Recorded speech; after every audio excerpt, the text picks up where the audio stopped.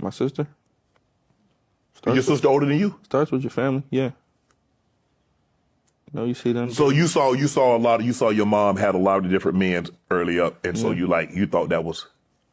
No, I just thought that women weren't, as upstanding as these guys think. Right. So you should definitely be in it for what you in it for, and because you're not gonna get hurt like that, Right. If I'm with you because I want to with you, there's nothing you could do to hurt me. Probably my mom, my sister. Well, according to Blueface himself, some of the system does repeat. Welcome back to Selling Survival, the Blueface Economy. In part one, we looked at Blueface's family of origin and a recurring relational pattern of conflict, triangulation, public devaluation, rupture, and eventually reconnection. But family systems aren't about saying, your mom made you this way. Blueface is an adult, responsible for his choices. What matters here is that Blueface himself connects what he witnessed growing up to how he approaches women today. And interestingly, his mother appears in both what he says he reproduces and what he says he rejects. See, with these females, look, I'm gonna tell you with these females where they fuck up with me at. Let me give y'all some game, chat. I do not like females that are male-centered. Shout out to Liz Ray Backwards with the 5 gift. Let's go. It reminds me of my mother. Let me say that again. I do not like females that are male-centered. It reminds me of my mother. So the second I see a female that I'm dealing with or have dealt with is like dick chasing, I back up off them. I'm not secondhand dick chasing. I'm not chasing after you chasing dick. School crib, like that's not how the program works. I will watch you chase that dick all day long and sit here like this. Oh, look at her. She driving all the way over there. Look at her. Oh, look, she driving all the way over there. Look, she chasing that dick. Look, she flying all the way over there. Look at her. She chasing the dick. School crib. And then I'm gonna move around. I'm still gonna fuck you to death. School crib. Like, what? I'm still gonna fuck you to death, but. So Blueface is telling us two things. What he observed growing up influenced his acceptance of having multiple women. But women he perceives as overly centered around men remind him of his mother. And he says he doesn't want that.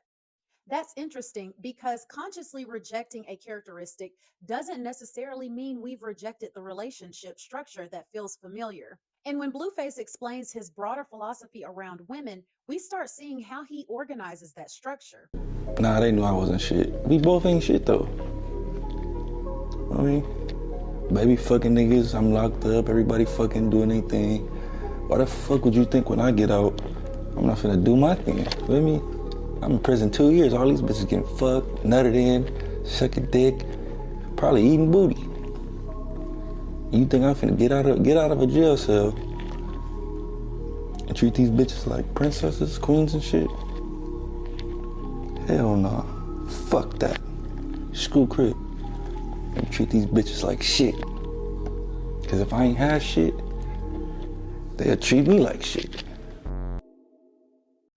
Listen to the logic underneath that statement. Blueface is describing relationships as adversarial and transactional.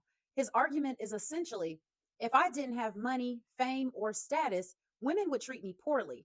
Therefore, now that I have those things, I'm justified in treating women poorly. He's responding to hypothetical exploitation with preemptive exploitation. And in that worldview, the problem isn't necessarily that relationships are organized around power.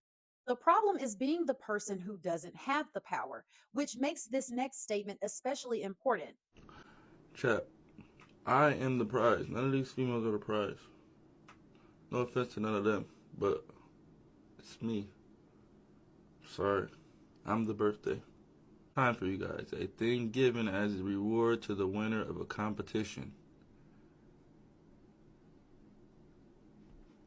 Got that, chat?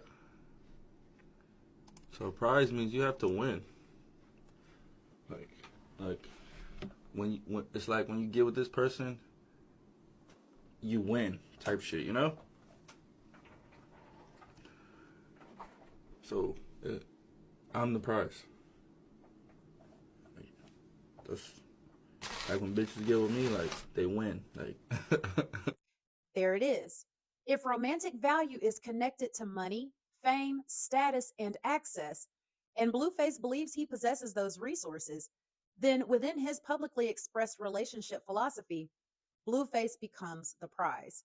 And once one person is positioned as the prize, the relationship can become less about two people mutually choosing one another and more about who gets chosen by the person holding the perceived value. Now, if you're watching this and thinking, this feels a little pimp culture adjacent, you're not alone. But let me be clear, I'm not saying Blueface is literally a pimp. And having multiple partners by itself is not pimp culture. What interests me is what people seem to be recognizing in the power structure: male centrality, hierarchy, women competing for position, status through proximity to the central man, asymmetrical expectations, and the idea that access to the prize is something women can gain, lose, or compete to maintain. And that's where family systems re enter the conversation. Remember part one? With Carlissa, we've repeatedly seen conflict, public devaluation, rupture. I'm 53 years old. They're mad because they're inside with some bitches they don't like, okay? That's their problem. That's what they get. They mad because they couldn't find a bad bitch like their mama. They had to settle, okay? That's what they're really mad about. And that's it, and that's all. And that ain't my problem.